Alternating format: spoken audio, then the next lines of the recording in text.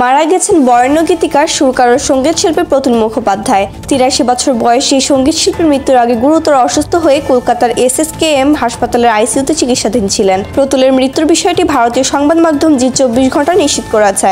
বছরের শুরুতে জানা গিয়েছিল গুরুতর অসুস্থ হয়ে SSKM হাসপাতালে ভর্তির পর প্রতুলকে পরীক্ষা করে দেখেন স্নায়ু এবং নাক কান গলার বিশেষজ্ঞরা। হাসপাতালে গিয়ে শিল্পীর সঙ্গে দেখা করেন কলকাতার মুখ্যমন্ত্রীও। হাসপাতাল সূত্রে জানা যায় অস্ত্রোপচারের পর হৃদরোগে আক্রান্ত হন প্রতুল এবং এরপর শারীরিক অবস্থায় দ্রুত অবনতি হতে থাকে। সঙ্গে আবার অ্যান্টিবায়োটিক প্রতিরোধী সংক্রমণ ও নিউমোনিয়ার পরিস্থিতি ক্রমেই জটিল হয়ে ওঠে।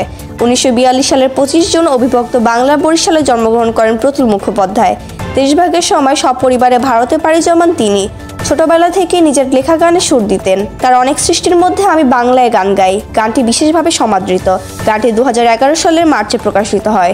উল্লেখ্য, প্রতুল মুখোপাধ্যায় জনপ্রিয় অ্যালবামের মধ্যে রয়েছে পাথরে পাথরে নাচে আগুন, যেতে হবে, ওঠো হে, স্বপ্নের ফেরিওয়ালা, তোমাকে দেখেছিলাম স্বপনপুরে, অনেক নতুন বন্ধু হোক, হজ বড়লো, দুই কানুর উপাখ্যান, আধার নামে ইত্যাদি।